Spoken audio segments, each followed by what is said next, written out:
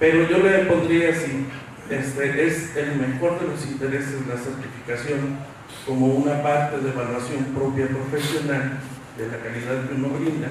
Esto es una necesidad profesional del ente ético, del ente humano y de la repercusión que tenemos en sociedad, pero sí estaría visualizando que las certificaciones tienen su espacio, pero tienen su espacio de regulación cuando la misma estructura política nos dé el espacio de obligatoria. Se debe seguir trabajando en una propuesta de certificación y colegiación obligatoria. Gracias. ¿Algún otro comentario? Sí, doctor. Pues bueno, yo veo que su propuesta está encaminada a la atención de la urgencia obstétrica. También de su organización, yo lo que quisiera preguntar es si se ha hecho algo para evitar precisamente que se llegue una propuesta a que se llegue a una emergencia obstétrica. Le digo porque yo me doy cuenta que ya caemos en lo mismo, la educación a la paciente embarazada, que haya a lo mejor capacitación del personal que a lo mejor es paramédico, que le pueda dar una orientación y que pueda tener con un poco más de experiencia, detectar el momento en el que hay un problema y referirlo. Estamos hablando de comunidades alejadas. Le hago este comentario porque mi hermana fue subdirectora de enfermería aquí en nivel estatal y en ese lapso hubo un caso de muerte materna en Valles. Yo sé muy poco al respecto porque pues yo soy otorrinolaringóloga, pero pues ella me preguntaba por qué es enfermera y resultó que fue una paciente que nadie se había dado cuenta que estaba embarazada y tiene un parto prematuro. El niño de 10 años es el que corre porque ella estaba sola en la casa, corre a buscar ayuda, llega y pues finalmente la paciente muere. Cuando hacen el comité estatal, revisan y bueno, entonces mi hermana dice: pues aquí los módulos de enfermería tienen que ser recorridos en valles para detectar, hacer un censo de las embarazadas, porque igual pues no van, pero ya sabemos quiénes son y ya las tenemos ubicadas. Y bueno, pues ya como se sabe, el primer nivel echa la culpa al segundo y ahí se van. Entonces no sé ustedes si hayan en su organización hecho algo al respecto de esto. Sí, siempre lo hacemos. Siempre lo hacemos partiendo de la base que es idealmente mejor no llegar a tener problema. Desafortunadamente, en más del 80% de todos los casos reales de emergencias obstétricas no hay un factor de riesgo. No es aquella que nos platicaron, la hipertensa, añosa, diabética que se embaraza. Esa ya todo el mundo sabe que es de riesgo. Esas son las problemáticas, las que no aparentaban. Entonces, esto les ponemos el ejemplo y les digo, es como si te avientan una bomba que está a punto de explotar. Si alguien tomó el tiempo de decirte que tienes que quitar el cablecito rojo y eso te lo dijeron antes, al momento que tengas la bomba en la mano es mucho más probable que puedas acertar. A lo mejor tienes daltónica y confundes los colores, pues a lo mejor es una circunstancia diferente. Pero eso no pasa en nuestro México. Y yo lo que quiero transmitirles a las autoridades que pueden ser la voz de nuestro esfuerzo es: necesitamos que alguien se dé cuenta que la acción o la inacción de lo que actualmente está ejecutándose cambia la vida de una familia, cambia la vida. O sea, entonces es triste, da mucho coraje. Sentamos en un comité en donde la gente de salud reproductiva lo que está buscando es tratar de ojalá que la clasifiquemos como muerte indirecta, porque eso no nos cuentan. ¿Cómo? Espera, si es una señora que se murió, no se dio de muerto. Las tasas de mortalidad del primer mundo son drásticamente diferentes. Y ojo, ni siquiera estamos hablando de lugares que tienen una problemática similar a la nuestra y tienen tasas de mortalidad mucho más baja. ¿Por qué? Con muchos mecanismos, empezando porque tienen parteras, por ejemplo. Entonces, aquí no es la partera, no es el médico, es la atención de calidad, sensibilidad a esa circunstancia de emergencia. Muchas gracias. Muy bien, muchas gracias. Vamos a continuar.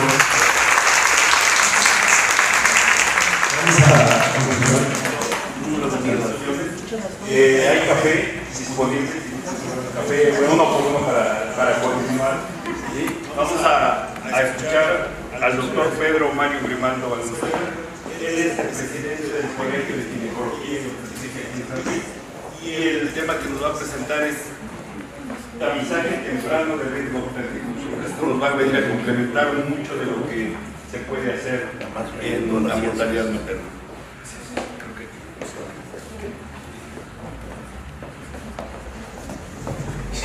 Bueno.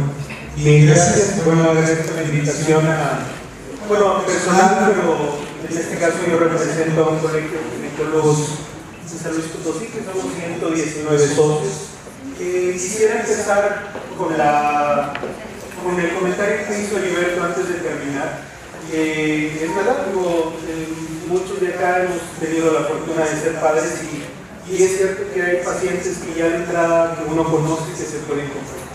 La mujer hipertensa, la mujer diabética, la gesta 5, la gesta 6, la que en su anterior embarazo tuvo hemorragia. Bueno, obviamente que sabemos que eso puede suceder. ¿Me pasan por favor la presentación?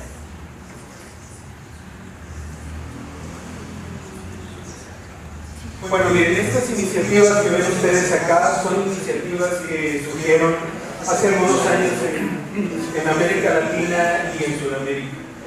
La finalidad era disminuir la muerte materna por hemorragia, que como ya muchos de nosotros conocemos, pues la hemorragia, la preeclampsia, la sepsis son las principales causas de muerte en el mundo. Con el concepto de que casi todas las muertes maternas por hemorragia se pueden prevenir. La idea que nosotros tenemos aquí como aportación es que además de las muertes maternas por hemorragia, las muertes maternas por preeclampsia, que son las dos principales causas de muerte, se pueden prevenir. Pásame así. Bueno, ya lo han mencionado acá, la mortalidad materna en México todavía presenta cifras que son inadmisibles. Nosotros pensamos como colegio que sí es posible cambiar esto, que sí es posible hacer que la muerte materna disminuya. Yo sé que hay muchos temas que se pudieran tratar hablando de ginecología obstetricia, pero la muerte materna es un indicador de desarrollo de cada país y definitivamente que México tiene tasas que no son aceptables. Lo que comentaba la doctora pediatra hace un momento, que hablaba de la inequidad que hay, los recursos tan limitados que hay en algunas poblaciones. Nosotros en México lo vivimos, hay realidades diferentes en cada estado. Por ejemplo, no es lo mismo la capital del estado, que irnos a Xilitla, que irnos a comunidades en la Huasteca que están fuera del alcance de los sistemas de salud. Bueno, estas son las causas de muerte materna que ya Heriberto las mencionaba: hipertensión, preeclampsia, hemorragia, sepsis son las principales causas de muerte materna. Esto es algo que en obstetricia se llama razón de muerte materna. Seguramente saben que se han implementado campañas para tratar de disminuir esa razón de muerte materna. Y a lo largo de los años, como pueden ver, desde el 90 hasta el 2014, la razón de muerte materna disminuyó. Antes había algo que se llama objetivos del milenio, que ahora se cambiaron a objetivos del desarrollo sostenible, que implicaba que esa tasa de mortalidad o esa razón de muerte materna disminuyera lo suficiente como para decir que el sistema de salud era eficiente. Entonces, la propuesta que nosotros como colegio tenemos es implementar programas médicos de formación y capacitación universal de alta calidad con uso de nuevas tecnologías relacionadas con las principales causas de mortalidad materna a nivel estatal. Los 3 niveles de atención basados en el cambio de un concepto: identificación oportuna temprana del riesgo materno y fetal.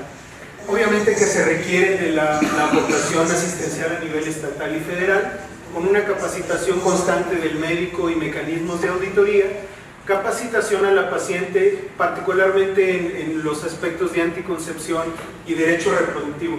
Les quiero explicar cuál es el cambio en ese concepto. Ustedes ven a su izquierda la pirámide de control prenatal. Aquí, ¿quién ha sido mamá? Todos. ¿Alguien sabe, bueno, sus ginecólogos o los médicos o la institución donde se atendieron, cada cuándo les daban sus citas? Cada mes. ¿Y alguien sabe por qué se hace así?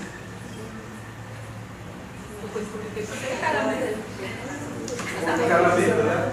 Que sí tiene que ser, ¿no? Cada mes tiene que ver a las pacientes. Bueno, Fíjense, esto nació en el Reino Unido hace casi ya 100 años. Hace casi 100 años el ministro de Salud dio una orden a todas las clínicas que tendrían maternidad que el control prenatal se tenía que iniciar a la semana 16. Luego tenía que haber otra consulta a la semana 24, tenía que haber otra a la 28, luego cada 2 semanas hasta la 36 y ahí en adelante cada semana hasta la semana número 41.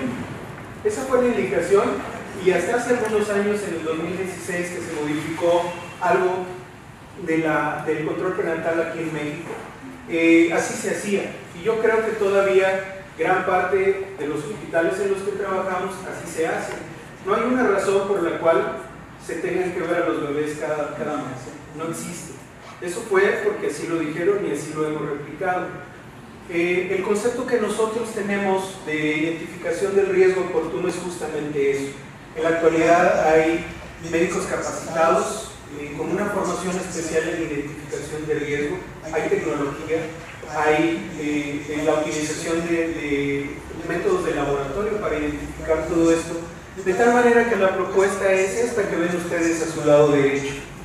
¿Por qué identificación temprana? Bueno, la semana 12, de la semana 11 a 13-6 en el embarazo es una ventana de oportunidad importante para identificar a los fetos y a las mamás en riesgo de algunas patologías en particular. Preeclampsia es una de ellas, hemorragia es otra. En la actualidad, no lo mencionó Heriberto, pero todos lo tenemos claro, hay una alta tasa de cesáreas a nivel mundial y eso hace que nuestras embarazadas sean susceptibles de riesgo de hemorragia. Por lo tanto, en un inicio se puede identificar todo esto. Básicamente este modelo se trata de que se identifique a la mujer en alto y bajo riesgo de semana 12, después que la paciente que se encuentra en un riesgo elevado vaya a la consulta exclusiva de riesgo para la patología que se supone se encontró de riesgo y después se haga un seguimiento especial. Aquella que no sea así, se volverá a citar en semana 20 para evaluar todo lo que se tiene que ver en la mujer embarazada, que es detectar una infección en la orina, hacer una evaluación estructural del bebé, ver cantidad de líquido, descartar diabetes gestacional. Si todo eso es normal, la paciente pudiera ser vista incluso hasta la semana 37, porque sabemos que de ahí, una vez que se han encontrado datos de normalidad, es muy poca la probabilidad de que algo anormal surja. Sin embargo, esto no lo hacemos así. La propuesta es que el embarazo termine a la 41 porque las políticas de salud en la gran mayoría de los países es así, que las 41 semanas es el límite que nosotros tenemos para determinar en un embarazo posterior. Esto, insisto, lo podemos hacer pensando en que únicamente concentraríamos esfuerzos en las pacientes que tienen o que se identifican un riesgo elevado. Esto es como complemento a lo que decía Heriberto, porque si bien hay pacientes que se pueden identificar de esta manera, hay alguna otra paciente que se puede complicar llegando al hospital, por ejemplo, una hipotonía uterina, que entonces sí se requieren competencias muy específicas para el manejo de esas pacientes. Bueno, nos pidieron que fuéramos breves, básicamente contesté las preguntas que había que contestar. Y dice, bueno, ¿cómo preparar a las unidades de primero, segundo y tercer nivel en realizar medicina de diagnóstico temprano y manejo oportuno? Principalmente, incluyendo, nosotros pertenecemos a una federación. Cuando sale una guía de práctica clínica, tristemente no está incluida la federación como un organismo, a lo mejor que no regule eso, sino que dé su opinión. Evidentemente hay muchos médicos involucrados y a lo mejor alguno de ellos pertenecerá a alguna de esas colegios. Sin embargo, la federación puede ser un órgano regulador de esto, porque finalmente somos los que nos consideramos expertos en esto. ¿Cómo hacemos entonces lo demás? Bueno, ya se los explicaba: identificación temprana, clasificar a la paciente de alto riesgo y a la que no, competencias en base a capacitación. ¿Cómo lograr la responsabilidad en el autocuidado de la salud? Bueno, ya lo mencionaban también, de inicio cuando se estableció el programa para la prevención del cáncer de mama, empezaron a salir spots publicitarios, en los cuales creo yo que hubo un buen impacto en la población. Hablando de esto, habría que ser responsables como pacientes y además como médicos, y parte de esto implica un cambio en la cultura del embarazo que obviamente deberá surgir o deberá haber un cambio grande en este aspecto. Sin embargo, la el concepto que nosotros queremos apoyar o que queremos implementar es que se refuercen todo este tipo de campañas para que la población sea corresponsable del embarazo. Y nombrar un grupo de capacitación activo para los pacientes en los 3 niveles de atención. Esto ya lo mencionó Heriberto, creo que es un complemento de lo que ella dijo. Bueno, ¿cómo generar adherencia a los tratamientos? Bueno, identificando oportunamente a las pacientes. Una vez identificadas, establecer mecanismos de regulación y vigilancia para este grupo de pacientes y también estableciendo encuestas en la población, proyectos de investigación para encontrar el mejor mecanismo de adherencia a los tratamientos o intervenciones propuestas. En muchas patologías, ustedes seguramente saben que hay estudios en los que particularmente se busca cómo es que las pacientes aceptan mejor un tipo de tratamiento. En el caso de la preeclampsia, por ejemplo, está descrito que ahora un método de prevención es usar aspirina a dosis de 150 miligramos y la recomendación es que se dé por las noches. ¿Pero por qué por las noches? Porque los metaanálisis que hay en relación a este tema pues indican que la paciente tiene más apego a la aspirina por la noche, por lo tanto a esa hora hay que darla. Lo que sigue: ¿cómo capacitar adecuadamente a los profesionales de la salud en generar prevención oportuna y seguimiento de la paciente? Bueno, primero propiciando un cambio en cómo el médico ve el embarazo. El médico en todos los niveles de atención, el médico familiar, el médico general, el ginecobstetra, el intensivista, todos tendríamos que tener el concepto de que el riesgo se puede calcular o identificar de manera temprana y oportuna en primer trimestre. Eso, como les digo, haría más efectivo y entonces enfocaríamos el recurso para las pacientes que realmente requieran esta atención especial. Bueno, cambiar el concepto de atención en el control prenatal, la detección de riesgos en primer trimestre y el seguimiento se genera en base al riesgo obtenido de acuerdo a la identificación del riesgo en el primer trimestre. ¿Cómo incentivar a los profesionales de la salud, pacientes y familia en la prevención de enfermedades? Pues bueno, ya lo mencioné también. Primero, tener programas modernos de formación y capacitación, una remuneración digna por su trabajo, contratación de más personal médico y de salud, y de que además cuenten con recursos para desempeñar con seguridad dignamente sus consecuencias. Esa paciente que comentaba Heriberto, yo trabajo en el Instituto Mexicano del Seguro Social, y en la actualidad se están solicitando 18 médicos ginecobstetras para contratación de base, ni siquiera es para que vengan a cubrir turnos. Hay un déficit de 18 médicos ginecólogos en un hospital de segundo nivel, entonces definitivamente que tendríamos que hacer un cambio en esto. A los pacientes y a la familia, pues involucrándolos por medio de programas de información, de medios de comunicación y obviamente de forma personalizada. Este plan, este cambio en el concepto del embarazo no es algo que se haya ocurrido de la noche a la mañana, es algo que se implementa en países principalmente en Europa. Obviamente que habría que hacer una adaptación inicial para la atención de pacientes en México, pero es un inicio. El cambio, necesitamos que hacer cosas diferentes para obtener resultados diferentes. Bueno, yo les agradezco la atención, me pidieron que sea breve y breve. Muchas gracias. Si alguien tiene alguna pregunta, con mucho gusto. Siempre se agradece que sea muy puntual.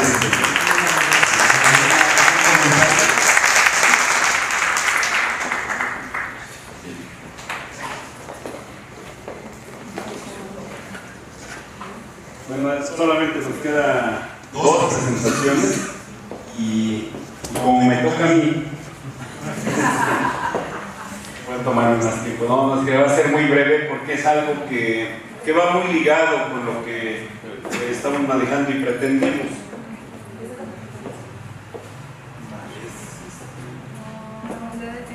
De primer nivel.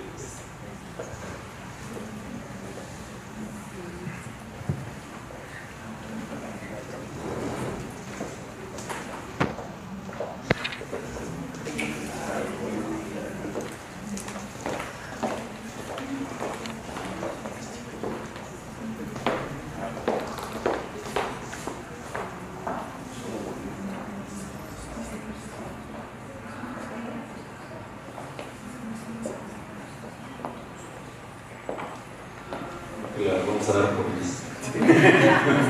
Es tan breve que la vamos a dar por vista.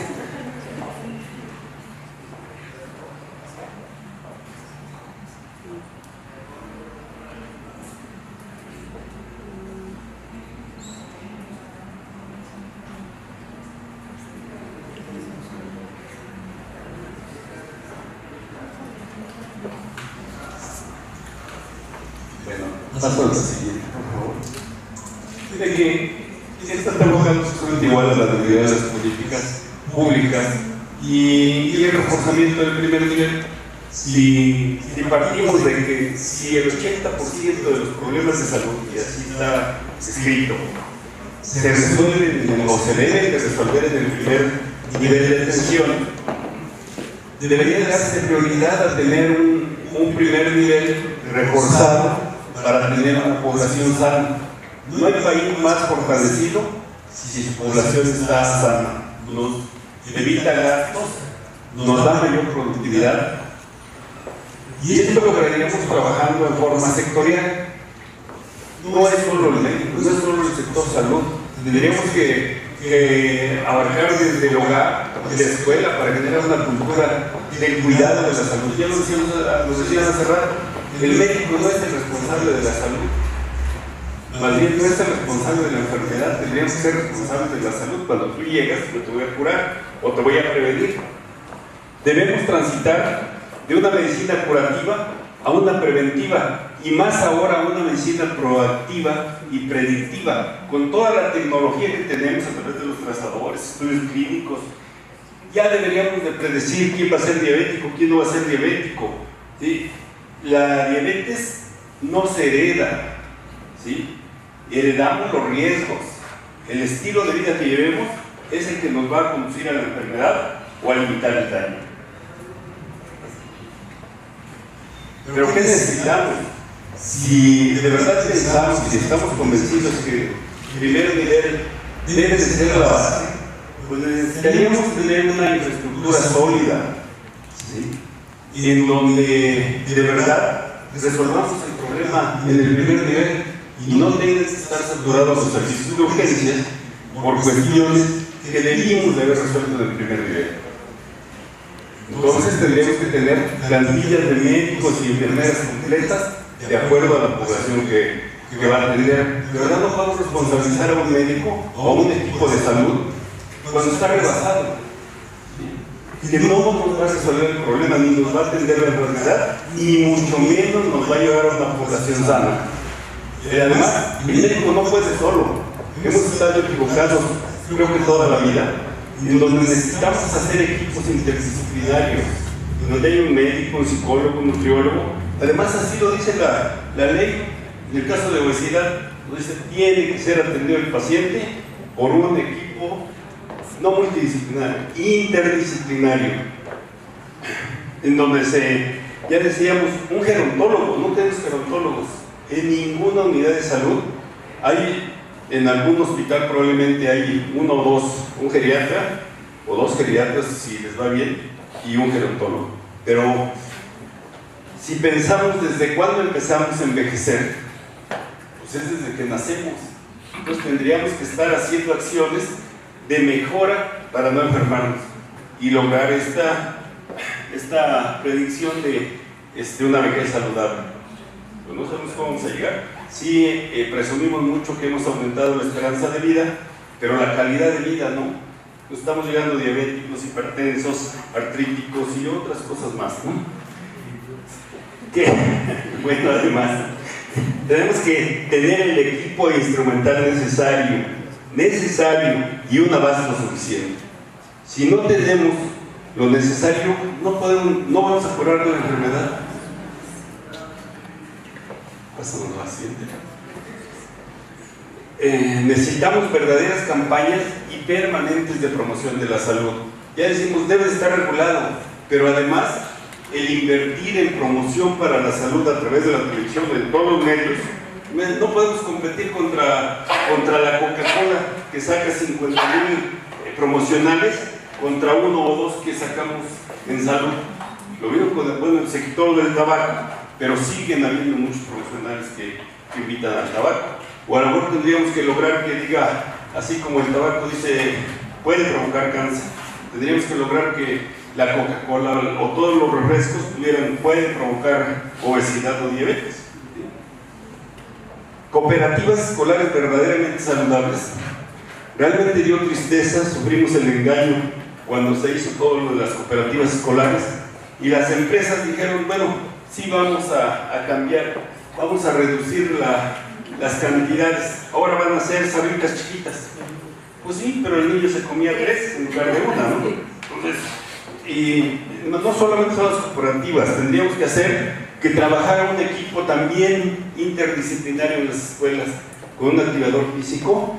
La mentira de educación física en las escuelas, realmente no hacen una actividad física, tienen 1 hora, pero 50 o 15 minutos son para que se formen, para que se organicen y los ponen a jugar fútbol, y al que está gordito pues no lo meten o lo ponen en la portería porque no se puede mover, ¿no?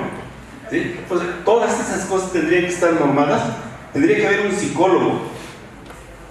El 80% de los obesos tienen algún problema de depresión o de estrés o de ansiedad y generado en el hogar. Entonces tendríamos que trabajar en eso, un nutriólogo que nos oriente hacia cómo debe comer saludablemente. Tendremos que incentivar al personal del primer nivel, ¿sí? Y no solamente económico, que sí hace falta. Por eso no se quieren quedar en un centro de salud, ni siquiera se quiere quedar cuando egresamos, no nos queremos quedar como médicos generales. ¿Sí? ¿Por qué? Porque no tienes una ganancia sustantiva, porque no eres reconocido. O sea, te quedas como médico general y dicen, no, pues tú porque no pudiste hacer una especialidad o no pasaste el examen, ¿sí? O alguna otra circunstancia. Cuando hay verdadera gente que tiene ese amor y esa disposición para quedarse como médico general, que debería ser la base y el fortalecimiento de todo el sistema. Médico general es el todólogo, o sea, de tal forma que tiene que tener amplios conocimientos para poder ejercer una adecuada medicina. Incentivar o desaparecer el que haga el servicio social en comunidades tan alejadas. De verdad les sale muy caro al pasante con 350 pesos. Bueno, a 1.500 pesos que les dan más o menos mensuales, pero a la enfermera le dan 600 y al odontólogo también, y al psicólogo no le dan nada. Entonces, ¿cómo van a querer hacer un buen servicio social en la comunidad? Tenemos que buscar alternativas.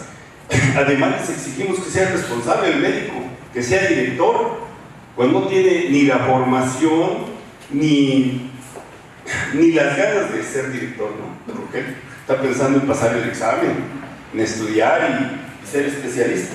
Entonces tenemos que modificar esta situación. Y a la enfermera no le damos hospedaje, el médico se queda en la unidad, pero la enfermera y el resto del personal tiene que buscar hospedaje en la comunidad. Reposicionar al médico general como el eje estructural del primer nivel, que ya lo mencionamos. Evaluar al personal médico y de enfermería, no solamente por consultas otorgadas. Si queremos que esto sea preventivo y tengamos una población sana, pues evaluémoslo por acciones preventivas realizadas. ¿Cuánta población sana tiene en su ámbito de responsabilidad? De esa manera tendríamos población sana. Le pedimos al médico que dé en el IMSS 30 consultas, pues bueno, la 28 y 29 o desde la 20 ya ni caso le hacen. Por eso nos convertimos en médicos legistas. Pues sí, ya, como decía aquel médico, pues fórmense de kilos de diarreas, los de infecciones respiratorias y a todo lo mismo. No lo vas a escuchar y necesitamos reactivar esa cualidad que tiene el personal de salud de escucha con la gente. Sabemos que mucha gente va para que los escuchemos, más los ancianos actualmente. Digitalizar la información para evitar desgaste y tener más tiempo con los pacientes. Se ha intentado mucho el expediente electrónico en el IMSS y en el ISSSTE, funciona a medias, pero en la Secretaría no funciona. Entonces hay una serie de papeles que hay que llenar, más de 20 informes que tiene que llenar el médico. Entonces, ¿a qué horas atiende al paciente? En pacientes crónicos, otorgar consultas también a los familiares. Bien, de nada sirve dar medicamento y atención si no modificamos el contexto y el medio en el que se desenvuelve el paciente. ¿Sí? Nos pasa ahora como atendíamos a las infecciosas, sí dábamos el medicamento, pero si no modificábamos un medio donde hubiera al menos una letrina, tomaran agua limpia, pues se nos seguían enfermando de diarreas. Así nos pasa ahora con los diabéticos. Les damos un medicamento, no hay medicamento malo, pero solamente nos puede influir, yo diría, en el 80, en el 20%. El resto es cambio del estilo de vida. Y, si no y solidaridad y apoyo de los familiares. Si no lo logramos.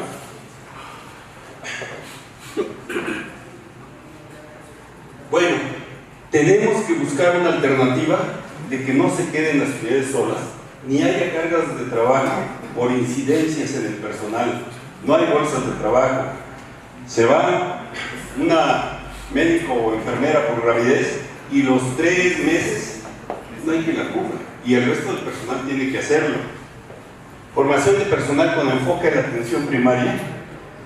No nos forman para prevenir, nos forman para curar, y ese es un sesgo que tenemos los médicos. Enfermería se salva un poco tal vez, porque sí le hacen muchas actividades preventivas, pero en el médico salimos queriendo curar, se nos olvida la otra parte de prevenir. Entonces tendríamos que buscar, a lo mejor ya nos rebasó la residencia nada más en medicina familiar, tendríamos que ahora buscar una especialidad en atención integral y familiar, seguir buscando a la familia como eje estructural de la sociedad, pero que sea integral. La parte, sí se menciona esta parte de la medicina comunitaria, pero se desvirtúa un poco. No sé, tendríamos que buscar alguna alternativa que permita dar esa integralidad. Revisión y adecuación de mapas curriculares de las universidades. Decían algunos de los que me antecedió, bueno, nunca manejamos esa parte de calidad, ni de buen trato al paciente, ni de motivación, ni de liderazgo, ni de comunicación. Es más, ni siquiera para recetar adecuadamente. ¿Sí? Farmacología la vemos en 2º año, cuando ni siquiera tenemos el contacto con el paciente. ¿Sí? Y vamos aprendiendo a recetar a través de los años, y los que nos capacitan al final son los laboratorios, que te echan todo el rollo para que recetes su producto.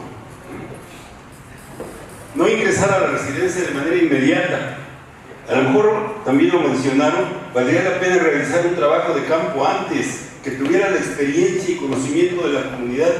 Muchos de los médicos no conocemos el verdadero México. Equipos de salud para áreas marginadas. Seguimos teniendo deficiencia.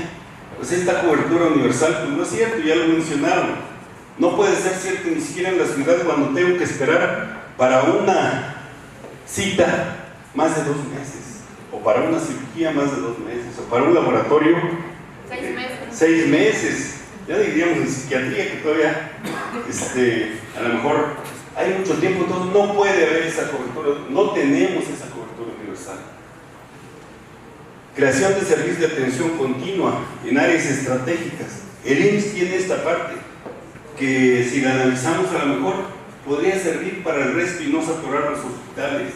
¿Sí? Si establecemos áreas de atención continua en áreas estratégicas de la ciudad y de las zonas alejadas, creo que evitaríamos la saturación, principalmente de urgencias. Recordemos que en urgencias el 80% son urgencias sentidas y el otro 20% son verdaderas urgencias. Capacitación continua del personal, ya lo abundaron, ya lo mencionaron, pero les decía mucho en esta de la parte social. Ahora tenemos enfermedades sociales, las adicciones, la salud mental. Dentro de poco el primer motivo de consulta va a ser depresión o algún otro problema mental. Capacitación en la interpretación de estudios de laboratorio y gabinete. Hace rato decían, bueno, lo oncológico pues prácticamente no lo conocemos. ¿Cómo puedo anticiparme algunas cosas si no lo conozco? Necesitamos capacitación en otros ámbitos más profundamente. El sistema efectivo de referencia y contrarreferencia. El primer nivel sí manda su referencia, pero el segundo nivel no responde. Cuando yo necesito esa retroalimentación para ver qué tan acertado estoy con mi paciente y qué voy a hacer con él para seguirlo manteniendo en su padecimiento o mantenerlo sano. Implementación de telemedicina en todas las unidades. Tenemos alcance de internet en todos lados. Menos eso decía Slim, ¿no? Que todo México es territorio Telcel.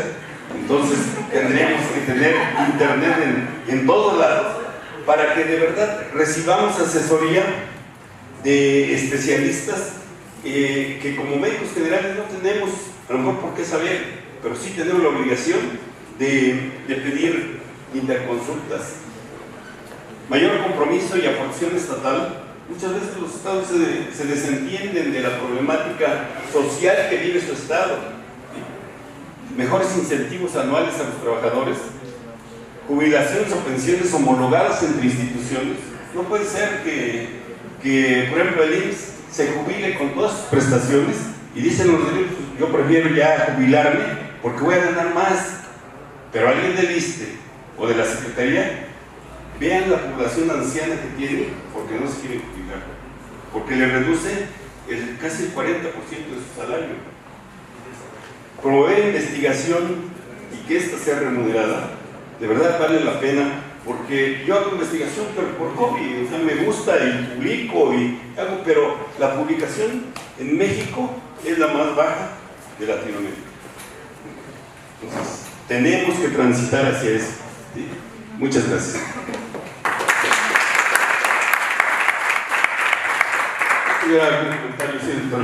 Sí, si el servicio social se le va a 2 años y se vuelve obligatorio, pues lo vamos a tener que hacer, ¿verdad? Pero se trata de no castigar mucho al médico. Yo entré a los 6 años de edad a la primaria y salí de 30 al mercado laboral. Pues es un año más, pues hubiera sido 31. A lo mejor uno dice, un año no es. Pues sí lo es, porque la mujer tiene su reloj biológico también, ¿verdad? Entonces no sé los hombres que opinan, pero bueno, es una idea. En cuanto a las certificaciones, certificarse es caro. Yo me certificaba originalmente en medicina interna y en terapia intensiva. Resultó que ni la institución ni la medicina privada me pagaba más por estar recertificada en una o en las dos. De hecho, me maltrataron en algún momento, no nada más a mí, porque yo era intensivista y no le aportaba pacientes a la institución privada. Entonces, esa parte también la tenemos que ver. En cuanto a la investigación remunerada, rápidamente, si no remunerada, por lo menos en la institución apoyada. Usted lo sabe, yo también hago investigación clínica y hay que uno saca sus fotocopias, uno hace la recolección. Si lo voy a presentar a un congreso, yo gasto en mi cartel, gasto en mi tratado y gasto en un convenio de quien se queda por mí. Claro que uno lo hace por amor al arte, pero sigue el momento en el que dice, bueno, ¿qué pasa conmigo? Rápidamente.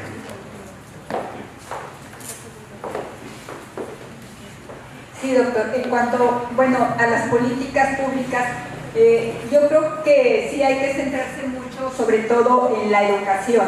La educación desde el kinder, primaria, secundaria y también en la restricción, o sea, la política pública restrictiva, por ejemplo, a la Coca-Cola, que llegan hasta las comunidades más recónditas.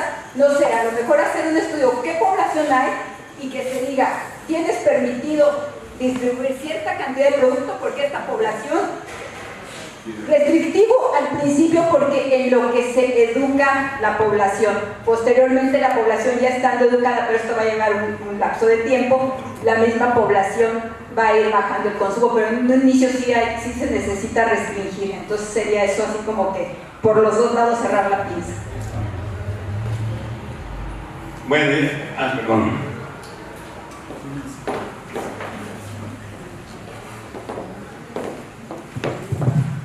Buenas tardes a todos. Henry Pérez del Colegio de Medicina Integrada. Bueno, en relación a lo que acertadamente presentó el doctor, creo que uno de los grandes pendientes que seguimos teniendo es la parte de la rendición de cuentas, que creo nadie ha tocado, ¿no? En la comparecencia del secretario la semana pasada nos habla de que Seguro Popular tenía, no sé, cientos de denuncias por desvío de recursos. Eso tiene un impacto en que a lo mejor la persona esté muriendo porque no hubo la disponibilidad de las cosas que tenían que ver porque ese dinero no está. pienso que a nivel de esto del Senado sí tiene que ser muy claro qué vamos a hacer para que eso ya no pase, ¿no? Si un peso en salud se pierde, alguien tendría que ser un responsable de eso. ¿Por qué? Porque sí va en juego la vida de muchas personas. Entonces yo creo que ese tendría que ser uno de los focos a nivel de los foros del Senado, de qué vamos a hacer para cambiar esa regulación y que nadie tenga la tentación de mover el dinero a otros rubros. Y el otro punto, lo que tiene que ver con la parte de la política, es que también necesitamos más herramientas de regulación, ¿no? Porque podemos hacer N cantidad de políticas públicas, pero ¿quién las va a regular? ¿Quién va a hacer la cuestión clara de cómo se van a estar evaluando? Lo del impuesto al tabaco y a las bebidas de alto contenido energético, no sabemos qué pasa con ese dinero que está llegando de más, ¿no? Entra a la gran bolsa, en lugar de irse a la parte de prevención, se sigue perdiendo en toda la cuestión. Entonces eso tendría que ser inyectado directamente a estas necesidades de salud que tenemos. Y la otra, ya para finalizar mi comentario, también es que dentro de las políticas tenemos que incorporar la parte del desarrollo social y cómo lo estructuramos para que participe con salud, porque ahora pareciera que de la parte social nos carga más trabajo al personal de salud que ya está saturado, ¿no? Cuando tendría que ser al revés. Son dos fuentes de financiamiento. ¿Cómo hacemos que con la suma podamos tener más recursos humanos, más profesionales de la salud que se sumen, que podamos pagarles, ¿no? Porque ahora sabemos la necesidad que hay de educación física, de nutrición, sociólogos, antropólogos, que también son parte de este esquema transdisciplinario de la visión de salud. Pero no tenemos una plaza o no tenemos un recurso con el cual podamos incorporarlos al sistema. Y bueno, esa sería mi presentación. Muchas gracias. Muy bien. Yo creo que... Sí, Gracias. adelante. Bueno, en parte me toca una parte de la área de la salud y parte educativa, y ya tendríamos el foro en educación la próxima semana, pero yo me quiero enfocar sobre todo en parte de la presentación que tuvieron, sobre todo en servicio social. Creo que todas las universidades que tenemos aquí, tanto públicas como privadas, pues tratamos de dar, y bueno, lo demuestran los números, la mejor educación, y todo lo preventivo pues es de una manera general, así como formamos enfermeras, médicos, psicólogos, nutriólogos y demás personal del área de salud de una manera general. Pues no nos enfocamos a ginecobstetricia, pediatría, a oncología, pero tratamos de darles algo integral para que puedan estar favoreciendo. Yo me sumaría a la parte de la política, estar haciendo propuestas de continuar la educación en todo el personal. Sabemos que las competencias que nosotros damos como parte educativa se logran o se empiezan a desarrollar hasta que están como egresados, pero que el área de la salud tenemos que tener un continuum de educación, porque pues como dicen las enfermedades y los nuevos tratamientos, pues todo esto va actualizándose, y sería una parte de las propuestas la continua formación del personal. Pero algo que nos dijeron ahorita, si llegaran a aumentarse el servicio social, que no estaría muy de acuerdo, a lo mejor podríamos aumentar un poco las formaciones en las áreas, pero el área de servicio social para todos los trabajadores de todas las áreas de la salud, sobre todo para nuestros estudiantes, está siendo demasiado difícil, sobre todo si están de acuerdo todos los que trabajan en los diferentes hospitales. El 50% viven de nosotros, de nuestro personal, de nuestro servicio social, que es gratuito. Ellos también es personal que también ya muchos de ellos laboran con otras condiciones diferentes a las nuestras y tienen que sobrevivir. Sí les pediría mucho que estuvieran conscientes de esta parte y que pudieran estar viendo el poder subir un poco el presupuesto, si no es que mucho. De verdad son 1.500 pesos mensuales para los médicos, 800 para enfermería, y se van fuera del Estado. Y que todas estas prioridades que hay en el área de la salud, propuestas de salud, que son muy buenas las propuestas de cada una de las personas que ahorita vinieron a darlas, para las prioridades que hay, se enfoquen en el Estado, y con esto nosotros también pudiéramos estar considerando que por supuesto el prestador de servicio social podría estar apoyando en estas, pero con un poco más de incentivos para poder llevar a cabo la vida nada más diaria, ni digna, digo, diaria, o sea, la alimentación, vestir y sustento. Muchísimas gracias. Muy bien, gracias. A lo mejor yo no decía que hagamos el servicio, ¿sí? El servicio sea un año, pero después se pueden contratar en alguna parte comunitaria bien remunerados. ¿Sí? Sí. Yo nada más quería, bueno, mi intención de venir al foro era, tenía 3 propuestas desde que escuché lo del foro, que atañen a mi área. Yo soy pediatra neonatólogo, trabajo para el Instituto Mexicano de Seguro Social, y también para la Secretaría de Salud. Mi práctica privada además me subrogan mis servicios en el ISSSTE y en la Sedena también he estado por ahí. Hice mi residencia en el Hospital Central. He estado al menos en los hospitales de San Luis Potosí, en todos los que atienden neonatología, y creo que son 3 puntos que me quería entregar directamente, y prefiero que lo decante usted a que lo decante la computadora. Los cardiópatas complejos se nos siguen muriendo. Mi estadística en el IMSS me da, después de la sepsis, que antes siempre ha sido nuestro foco en neonatología, ahora es la cardiopatía compleja, la siguiente causa de muerte. Tengo el choque en general, la prematurez, la sepsis y después cardiopatía compleja. ¿Por qué hay más cardiopatías complejas? No, se diagnostican más porque ahora tenemos el medio para diagnosticarlas. Antes nos dejábamos como sepsis a todos los niños y le echamos la culpa a todas las sepsis. No, ahora sabemos que son cardiópatas y que es más común de lo que pensábamos. San Luis Potosí solamente opera cardiopatías sencillas, conductos, algunas coartaciones, algunas tetralogías de Fallot para hacerles fístula. Hubo un tiempo que en el Hospital Niño y la Mujer tuvimos un presupuesto donde operamos niños complejos. La primera cirugía con bomba de circulación extracorpórea en San Luis Potosí se hizo en el hospital. Desafortunadamente el niño no logró salir adelante porque era tan complejo que no nos lo aceptó ni México ni Monterrey. O sea, era un niño que si no nos aventábamos nosotros, no se iba a aventar nadie. Así se empiezan esos programas. Seguimos con el problema. El IMSS, yo trabajo en el IMSS, tenemos un protocolo ya donde los mandamos a Monterrey.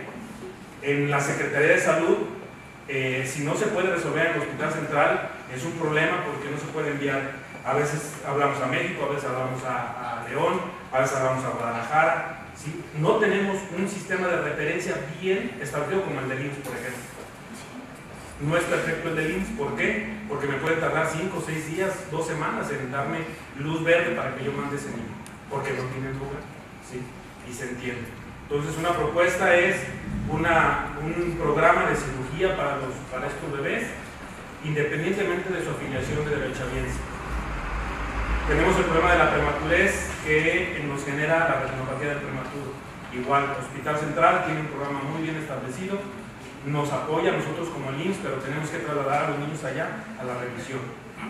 Y el tratamiento, si requiere tratamiento quirúrgico, irse hasta Monterrey, cuando se podría hacer aquí en el Hospital Central. Por cuestión administrativa no se puede hacer porque son instituciones diferentes. Entonces, lo de las urgencias obstétricas, tenemos un helipuerto a 1 kilómetro del Hospital del Niño y la Mujer. Enfrente del helipuerto está un hospital privado que está certificado. A 3 kilómetros está el Hospital Central, inclusive tiene un helipuerto del Hospital Central en la parte de arriba. Yo no he visto ningún traslado de paciente en helicóptero, paciente grave. He sabido de algunos con situaciones muy particulares, pero no de estos niños o de estas pacientes embarazadas que creo que si se presentan allá en la Huasteca, en lugar de construir un hospital rural como los que hay ahorita, que no van a resolver esa paciente con esa problemática obstétrica tan específica, debería de pensarse un sistema donde se pueda trasladar inmediatamente a un lugar en donde esté certificado. Esos programas que proponen los compañeros ginecólogos, excelentes, para que le den la atención primaria, que le haga sobrevivir a la señora y que pueda llegar acá a un tercer nivel, no un tercer nivel a lo mejor, pero sí un segundo nivel que esté bien capacitado. ¿Sí? Son las 3 propuestas que yo le entrego y le dejo ahí mis datos para cualquier situación de aclaración.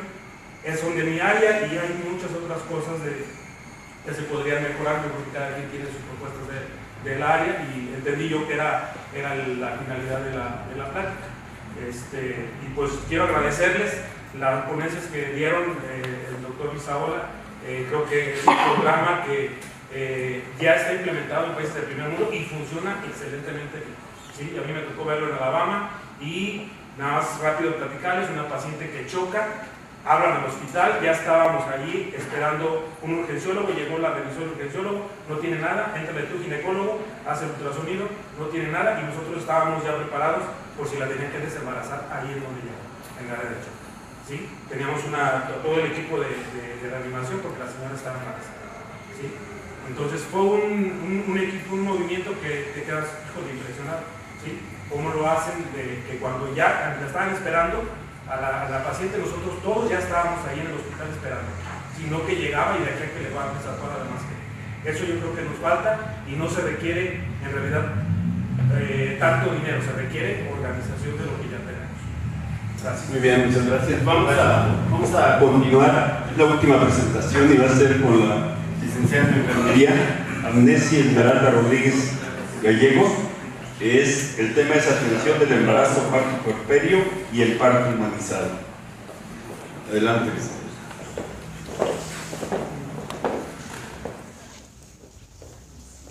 Buenas tardes. El tema es un tema muy especial para mí que representa, bueno, aquí nadie vino del gremio de enfermería, entonces, bueno, sí, o sea, perdón, alguien más no, sí, perdón, me equivoqué al decirlo, sino que existe el colegio del colegio de enfermería, pero yo pensaba que iba a venir más gente al foro de enfermería, entonces sí, lo limitado del tiempo exactamente, la doctora sí nos comprendemos. Un agradecimiento muy especial al doctor Emilio Jaques Rivera, que es el coordinador nacional de salud del Senado de la República, al maestro David Hidalgo, también otro representante del Senado, con el que me he puesto de acuerdo para estos foros. Un agradecimiento a la doctora Blanca porque se me asignó el ser parte de la redacción y la delegada del Estado de San Luis Potosí ante el Senado. Entonces para mí es un honor venir a estos foros y participar en este foro. Mi tema, bueno, me presento, soy licenciada en enfermería Amnesia Esmeralda Rodríguez Gallegos, trabajo con la medicina tradicional china, tengo un diplomado en acupuntura china y acupuntura clínica y anestésica, un diplomado de Qigong médico, yoga prenatal, también puse el curso de Dula y doy masaje profesional y trabajo también con medicinas complementarias como es la medicina tradicional mexicana. Tengo el curso de rebozo y partería profesional y curso de plantas medicinales de aquí del estado de San Luis Potosí. Mi propuesta de mejora es la atención del embarazo, parto y puerperio con el parto humanizado y la atención amigable. Ante la problemática actual en la medicina materno-infantil nace la siguiente propuesta enfocada en el tercero y cuarto de los puntos medulares de los espacios de diagnóstico, que es el 3, debilidades en el diseño de políticas públicas, y 4, el déficit de la infraestructura de los niveles de atención. Ante las necesidades, es necesario tener mayor dominio en destrezas concretas en el embarazo, parto y puerperio, ya que a nivel nacional e internacional se han desarrollado importantes avances en materia de investigación científica que permiten establecer mejores prácticas médicas en obstetricia. Por lo tanto, las instituciones de salud deben de ser conscientes de las modificaciones de las condiciones de atención del embarazo y parto representan un reto que requiere procesos graduales de sensibilización, formación y adaptación a los mismos. Partiendo de esto, mi propuesta ante este foro es la inclusión a los servicios de salud de la medicina tradicional, definiéndolo de acuerdo con la Organización Mundial de la Salud como el conjunto de conocimientos, actitudes y prácticas basadas en teorías, creencias y experiencias indígenas de las diferentes culturas, sean o no explicables, usadas para el mantenimiento de la salud, así como la prevención y el diagnóstico, la mejora y el tratamiento de diferentes enfermedades. La misma organización considera en algunos países los términos medicina complementaria y medicina alternativa se manejan de forma indistinta junto con la medicina tradicional, haciendo referencia a esto al conjunto amplio de prácticas de atención que no forman parte de la propia tradición del país, sino que están integradas, que no están integradas en el sistema sanitario principal. ¿Cómo lo son? La acupuntura es una antigua técnica terapéutica que forma parte de la medicina tradicional china. Su objetivo es restaurar la salud del paciente a través de la inserción y la manipulación de agujas en el cuerpo humano para restablecer la circulación sanguínea a través de paquetes neurovasculares. El Qigong es una disciplina oriental china de ejercicios suaves y lentos que normaliza la respiración y genera la concentración y visualización. Ayuda en la preparación física y emocional durante el embarazo, mejorando el estado emocional y aumentando la energía y la capacidad pulmonar.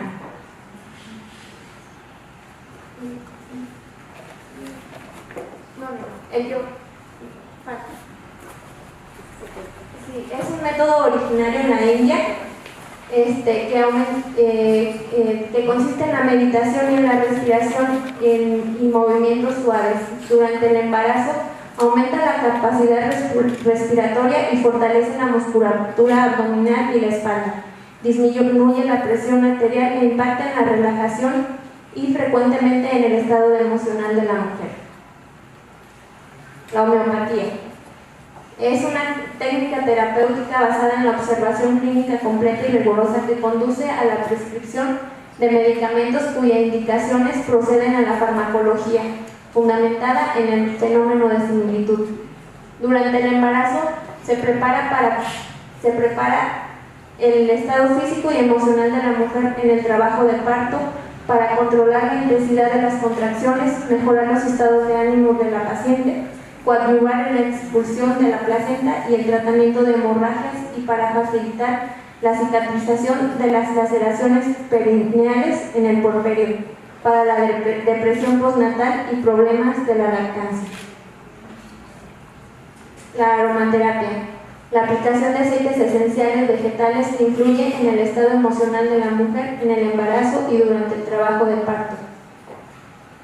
La herbolaria, productos elaborados con material vegetal o algún derivado de este, cuyo ingrediente principal es la parte aérea o subterránea de la planta o extractos o tinturas, así como jugos, resinas, aceites grasos y esenciales, presentados en forma farmacéutica cuya eficiencia terapéutica y seguridad ha sido confirmada científicamente en la literatura nacional o internacional.